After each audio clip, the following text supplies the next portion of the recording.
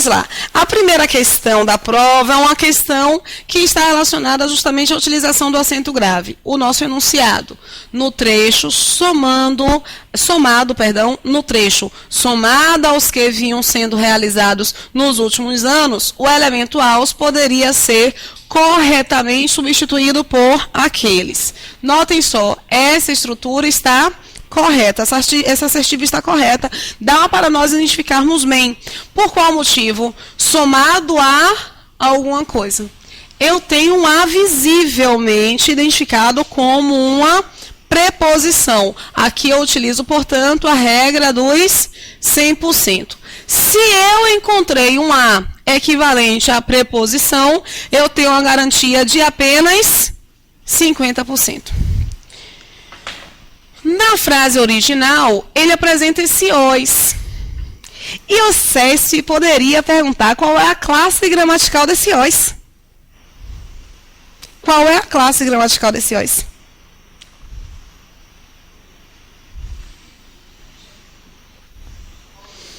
É um pronome demonstrativo, ou um artigo com valor demonstrativo. E olha o que ele fez. Ele substituiu os por aqueles. Na substituição, como aqui ele só requisitou a questão da substituição, na substituição você percebeu que eu tenho um a e um a inicial aqui, olha, do aqueles, e viu logo que é a identificação do meu pronome demonstrativo. Mas se ele indicasse, poderia haver acento grave se fosse substituído o pronome demonstrativo por seu equivalente. O pessoal iria ficar meio que na confusão. Qual é o pronome demonstrativo e qual é o seu equivalente? Esse os tem valor de pronome demonstrativo. Notem que, apesar de ser uma estrutura de masculino, ele está requisitando o que eu apresentei para vocês em relação ao a equivalente ao aquela. Esse os aqui é equivalente a aqueles, identificando que nós temos essas estruturas utilizadas com valores de pronomes demonstrativos. Ok? Posso ir? Vamos lá. Bom, a próxima questão é uma questão que vai requisitar de vocês um conhecimento sobre acentuação. Antes, portanto, da questão, vamos analisar as regras mais importantes de acentuação. Não são as únicas regras, tá? Existem outras regras de acentuação. No entanto, dá para nós nos organizarmos bem aqui. A principal regra de todas, é a regra de oxítona. Por que a regra de oxítona? Com a regra das oxítonas, você consegue acentuar ou não cerca de 80% das palavras em língua portuguesa. Ou não, tá? Você põe ou não põe um acento. Qual é a identificação de oxítona? Eu só vou identificar como oxítona, paroxítona e proparoxítona palavras que tenham mais de uma sílaba. Palavras que têm apenas uma sílaba, têm lá a sua identificação própria, que são os monossílabos, tá? Os monossílabos, eles serão divididos em tônicos ou em átonos. Somente os tônicos serão acentuados. E serão acentuados os monossílabos tônicos como pá, pé, pó, céu. Vejam só. Pá vai ser acentuado por ser um monossílabo tônico terminado em A. Para eu não ficar trabalhando com monossílabo tônico e átono, sem identificar para vocês qual é o sentido, porque alguns podem ter esquecido, tônico é aquele que fora do contexto você consegue desenhar, dá um sentido. Átono é aquele que fora do contexto você não consegue dar um sentido. Com, nós conseguimos dar um sentido. Fora do contexto não tem informação. Portanto, eu vou identificar como monossílabo átono. Pá, fora do contexto você consegue dar uma informação, dar um sentido. Portanto, monossílabo tônico. Esse pá terminado em A, pé terminado em E, pó terminado em O. E depois do novo acordo ortográfico, eles incluíram na regra os ditongos abertos e decrescentes. Mas o que é um ditongo aberto e decrescente? É quando o meu E ou o meu O estiverem um som aberto. Céu. Se eu encontrasse um som fechado, seria como? Seu. Céu é a mesma coisa que seu? Não. Então, esse é aqui, ele é aberto. Qual das duas vogais, dos dois tons vocálicos, você leva mais tempo pronunciando? O é ou o é. Então, você tem, olha, uma pronúncia maior e uma pronúncia menor. Esse movimento, portanto, é um movimento crescente ou decrescente? Então, eu tenho aqui um ditongo, mais roso. O que é ditongo? Di significa dois. Tongo significa tons. Então, ditongo são dois tons vocálicos na mesma sílaba. Eu tenho, portanto, um ditongo que é aberto e decrescente. Antes do novo acordo, havia uma regra só para o ditongo. Qualquer ditongo, em qualquer posição, se ele fosse aberto decrescente, ele teria acento. Hoje, não é qualquer um, porque não é em qualquer posição. Eu incluí o ditongo aberto decrescente na regra dos monossílabos. Ao identificar as oxítonas, eu já mudo a nomenclatura, porque oxítona só acontece em palavras que têm mais de uma sílaba. Para a sílaba tônica, eu tenho apenas 3 posições possíveis. A última, que eu chamo de oxítona. A penúltima, que eu chamo de paroxítona. E a antepenúltima, que eu chamo de proparoxítona. Eu só vou encontrar nessas últimas 3 sílabas a identificação de sílaba tônica. Mas o que é sílaba tônica? É aquela que tem um prolongamento maior, que tem uma extensão maior. Por exemplo, na palavra... Vou colocar mesmo essa palavra. Na palavra parcial, qual é a sílaba que mais se prolonga? Na palavra parcial, qual é a sílaba que mais se prolonga? É o si ou ao. Aí você dá uma chamadinha. Você dá uma chamadinha.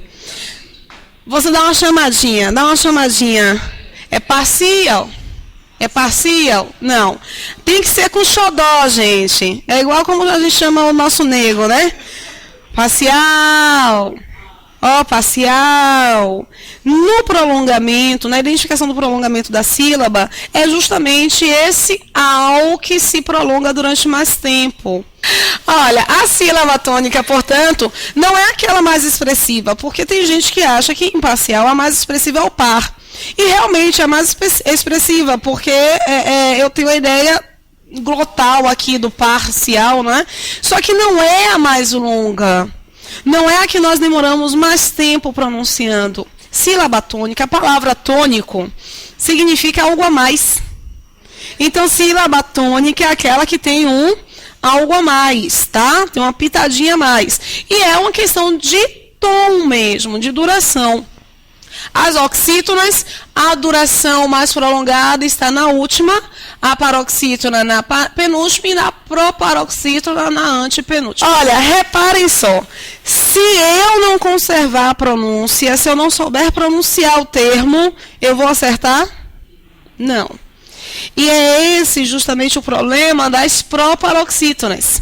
A regra da proparoxítona ela parece muito simples, porque todas serão acentuadas. Se você souber pronunciar. Porque a mais consagrada de todas as pronúncias equivocadas está no termo rubrica. O termo não é rúbrica, o termo é rubrica. Então, se você não sabe pronunciar o termo, vai saber responder a questão de acentuação? Não vai. O CESP não. O CESP passa umas questões, umas palavras tranquilas para nós identificarmos. O problema de acentuação com palavras que nós não conhecemos não ocorre com o CESP. Não ocorre com a César Hill. Ocorre com a ESAF. A ESAF parece que os organizadores dormem com um dicionário abaixo do travesseiro para selecionar as piores palavras, aquelas que ninguém conhece. Essas são realmente complicadas. Se não conheço, mas CESP não. CESP e César Hill são bancas bem tranquilas para o conteúdo de acentuação. Ok. Nós identificamos aqui duas regras, a regra dos monossílabos e a regra aqui das proparoxítonas. A regra das oxítonas, notem que elas vão ser aqui a repetição da regra dos monossílabos. Eu acentuarei as oxítonas terminadas em A ou em AIS, monossílabo também. As oxítonas terminadas em E ou em ES, monossílabos também. As oxítonas terminadas em O ou em OS, como os monossílabos. E depois do novo acordo ortográfico, eles também introduziram os ditongos abertos e decrescentes, em posição de oxítona. É o que garante, por exemplo, a acentuação de chapéu. Esse ditongo aqui, ele é aberto ou fechado? Porque se fosse fechado, seria como? Chapéu. A palavra é chapéu. Esse é aqui, ele é aberto. Qual das duas vogais, sons, qual dos dois sons vocálicos vai levar mais tempo sendo pronunciado? O E. Então, eu tenho o maior para o menor em um movimento decrescente. Isso aqui é um ditongo aberto e decrescente, em posição de oxítona. Eu tenho aqui inclusão de uma regra depois do novo acordo ortográfico.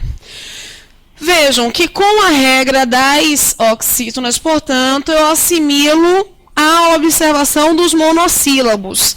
Tenho que incluir somente as oxítonas terminadas em "en" ou em "ens", como acontece em ninguém, também, vintens, parabéns, ok? Beleza. Vamos ter aqui de sobra as paroxítonas. Bom, o que nós vamos fazer nesse momento? Uma identificação de raciocínio lógico, tá? A maioria das palavras em língua portuguesa terminam com quais letras?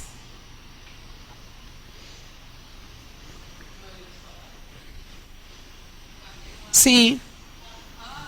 Muitas terminam com A, muitas terminam com E, muitas terminam com O. Vocês encontram muitas palavras terminadas com I? Não. Muitas palavras terminadas com X? Não. A maioria termina aqui com A, E e O. A maioria tem acento? Então, a maioria é sem acento. Pensem num texto com muitas palavras acentuadas, dá uma poluição visual terrível, né?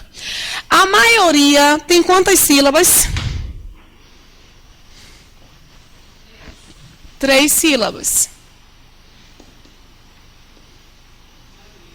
A maioria. Pensem num texto com a maioria das palavras com 2 sílabas. Parece que falta algo. Pensem num texto com a maioria das palavras com mais de 3 sílabas. Parece que você vai ficar cansado, não é? Nós temos a maioria aqui com 3 sílabas. Pergunta de raciocínio lógico. A maioria pode ser proparoxítona? Não, porque a maioria não tem acento. A maioria pode ser oxítona? Pode ou não pode?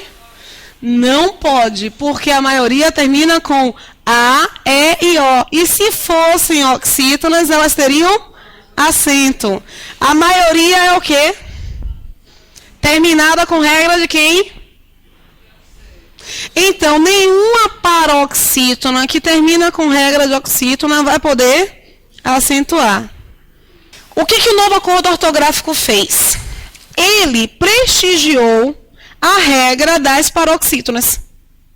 Prestigiou. Porque a palavra ideia, por exemplo, como é que eu separo a palavra ideia? I-dei-a. Qual é a sílaba tônica da palavra ideia? Dei.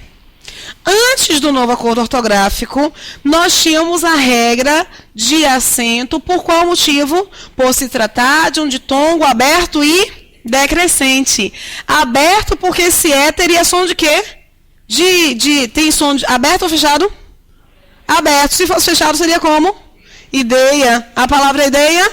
Não, a palavra é ideia, ele tinha acento independente de qual fosse a posição. O que é que o novo acordo fez?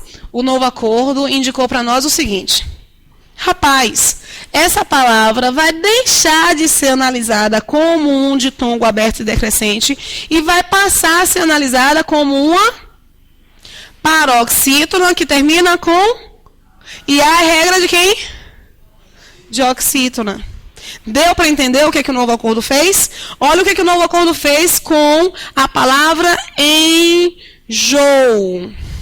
Antes do novo acordo, se eu encontrasse um hiato duplicado, o que é que nós teríamos? O acento no primeiro. Qual é a sílaba tônica? Enjoo. A sílaba tônica é o jô. É uma paroxítona terminada com regra de... Eu vou poder acentuar? Não. Mas antes nós tínhamos uma regra para os hiatos. Nós temos aqui, por exemplo, o plural do verbo ver. Antes tinha um acento. Como é que se separa? Vem. Hoje eu olho essa palavra como uma paroxítona que termina em regra de... Eu vou poder acentuar? Não. Não é interessante?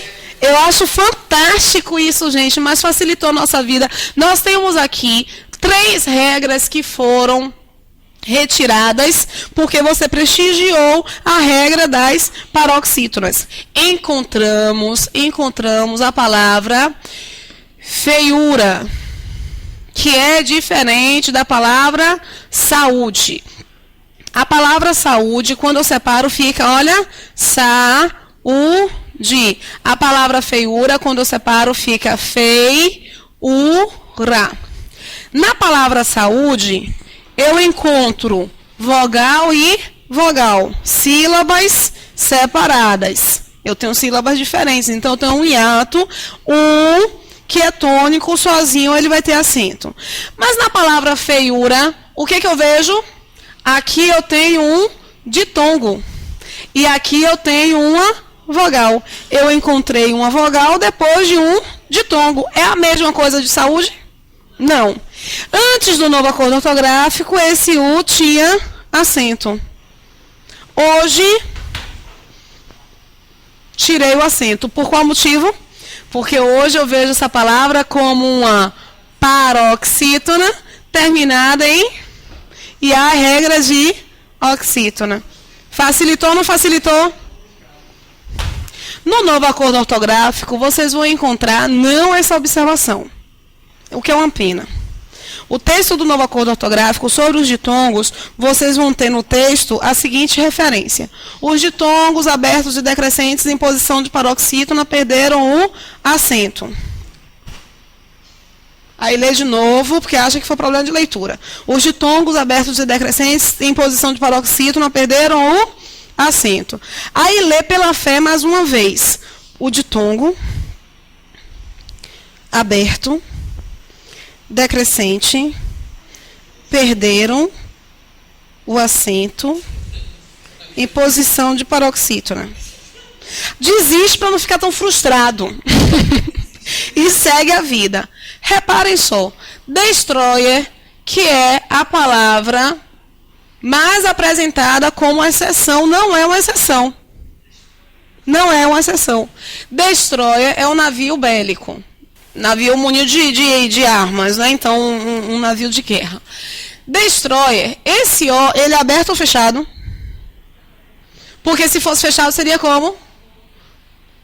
Destroyer. A palavra é destroyer. Eu tenho primeiro o mais alto não, mais longo, que é o O, e depois o mais baixo, é um movimento decrescente. Então eu tenho um ditongo aberto e decrescente. Está em posição de paroxítona. Aí de repente eles continuam conservando o acento de destroyer. Mas por qual motivo? Por se tratar de uma paroxítona terminada com e R não faz parte da regra de oxítona. Mas se você ler ao pé da letra o que está no novo acordo, você não vai querer acentuar, ainda vai querer entrar com recurso. Então, o que eles fizeram? Eles prestigiaram a regra das paroxítonas. Belezinha? Belezinha? Posso ir, não é? Lógico, eu tenho algumas outras referências que vão ser trabalhadas, alguns outros esclarecimentos que vão ser percebidos pensando também nessas referências, não somente os obstáculos apresentados pelo novo acordo, tá? Por exemplo, a palavra hífen, que no singular tem acento e no plural não tem acento. Por qual motivo?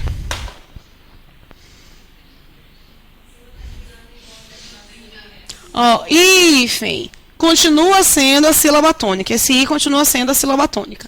Mas no singular termina com EN. EN é regra de oxítona? Não, a regra de oxítona é EN com M e ENS. E no plural, o que acontece com essa palavra? É uma paroxítona terminada com regra de oxítona.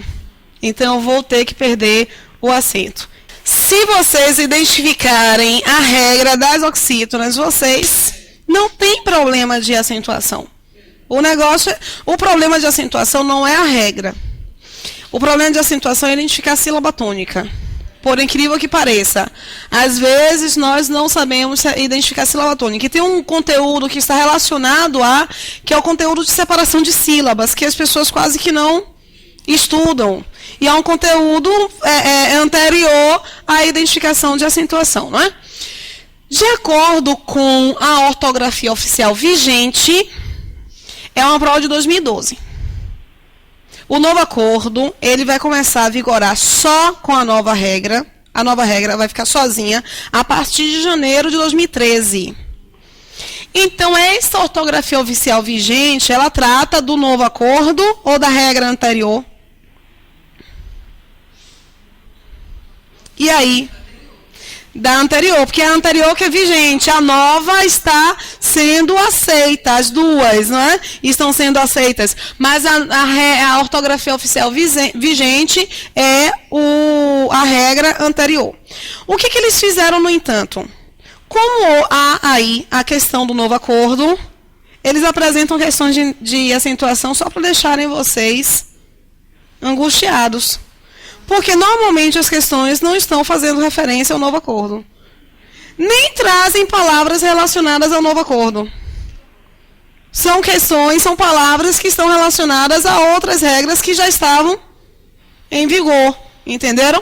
Eu tenho aqui a palavra órgãos, segue a mesma regra da palavra últimos. Últimos é uma paroxítona. Órgãos é uma paroxítona. Inclusive, olha, muita gente. Qual? Não. O que nós temos aqui? É sobre isso que eu quero apresentar. Olha aqui. Ãos é regra de oxítona. É a mesma coisa, olha. Imã. Tem acento ou não tem acento? Tem acento no I. Esse acento é um acento de tonicidade. E este aqui é um acento de nasalização. Eu posso ter dois acentos com compromissos diferentes em relação à palavra. Eu tenho acento de tonicidade, tenho acento de nasalização, tinha acento de pronúncia com o trema. E nós temos acento de fenômeno, que é o acento grave. Aqui eu tenho dois acentos, um para a tonicidade e outro para nasalização, para a identificação de que esse A não é A. Qual é a regra de oxítona? An ou A? A. Então, esta aqui é uma paroxítona que não termina em regra de oxítona. Não é essa? Eu acho ótimo. Não, e outra coisa, gente, você fica tentando decorar R, L, X, PS, loucura. Loucura. Aí veja só, você internaliza ideia, aí se depara com geleia e põe um acento. Porque você procurou internalizar a ideia. Mas geleia é o mesmo problema de ideia? Eu tenho geleia. Eu tenho uma paroxítona que termina com regra de oxítona. Eu não vou mais poder acentuar. Em redação, nas provas que eles cobram, em que eles cobram redação, há lá a identificação de que você pode utilizar o novo acordo ou a regra antiga, mas sem promiscuidade. Você não pode começar com o novo acordo e terminar com a regra antiga. Se você começou com um, você termina com ele, né? Você não vai mudar.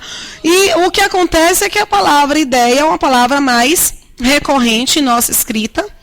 Nós internalizamos que ideia perdeu o acento, mas todas as outras que estão no mesmo cenário de ideia, acabamos por penalizar. Então, temos que tomar cuidado com isso, tá? Ok. Essa aqui é uma questão de pontuação. Eu trouxe para o próprio texto, o próprio enunciado, eu trouxe o fragmento para analisarmos o fragmento. Até agora, nós não precisamos fazer questão de interpretação. Então, o texto ele não foi contemplado em sua amplitude. O CESP, no entanto, não tem esse perfil. Ok? Até as questões de gramática, você precisa ficar retornando ao texto, porque o aspecto com o qual eles trabalham é um aspecto semântico, então envolve uma gramática contextualizada. É sobre esse aqui, olha, vamos ler, portanto, o período em que ele está. Em nossa história evolutiva, caminhamos para melhorar nossas conexões cerebrais. Mas há um momento em que o custo para manter o sistema nervoso causaria uma pane nos outros órgãos. Ou seja, chegamos a um ponto em que ser ainda mais esperto significa ter um organismo que vai funcionar mal. Questão. Preserva-se a correção gramatical do texto ao se substituírem os dois pontos após a expressão ou seja por vírgula. Eu tenho um ou seja e eu tenho a identificação aqui dos dois pontos. Por qual motivo eu utilizo dois pontos? CESP e Consultec, as duas bancas, costumam cobrar pontuação ligada a um valor semântico. Se você entende o processo comunicacional, o processo argumentativo da pontuação, você consegue fazer uma boa pontuação. Dois pontos, eles vão servir para introduzir uma lista. Para marcar para o interlocutor, olha, fique esperto, porque o que eu vou apresentar agora é uma lista. Dois pontos, eles podem ser utilizados para introduzir uma definição. Quando ele introduz uma definição, ele vai introduzir um aposto, que é uma especificação, uma definição de um termo que foi anteriormente apresentado. Por que eu friso para esse ponto? Porque a César Granhill, por exemplo, ela relaciona a pontuação com funções sintáticas. A César Granhill e a Carlos Chagas apresentam lá o enunciado e perguntam se os dois pontos estão introduzindo um aposto, se a vírgula está separando um adjunto adverbial. Logo, vocês precisam também atrelar a questão de pontuação a uma questão de funções sintáticas. Os dois pontos, eles vão ser utilizados também para uma explicação. Vão ser utilizados para uma identificação de causa. Vão ser utilizados para uma identificação de falas de personagens em um discurso direto. Ou vão ser utilizados para a apresentação de uma citação própria ou de terceiros. Se vocês conseguem perceber a razão pela qual introduzem-se os dois pontos, vocês vão conseguir, por tabela, vão conseguir perceber se eles podem ou não podem ser utilizados. É muito comum, tanto no CESP quanto na César Granhill, eles pedirem um processo de reescrita. Como assim? O fragmento que é apresentado com dois pontos poderia ser reescrito por...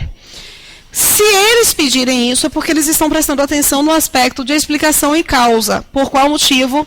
Os dois pontos, eles podem ser substituídos nesses substituídos. Nestes dois cenários aqui, eles podem ser substituídos pela conjunção pois, pela conjunção porque.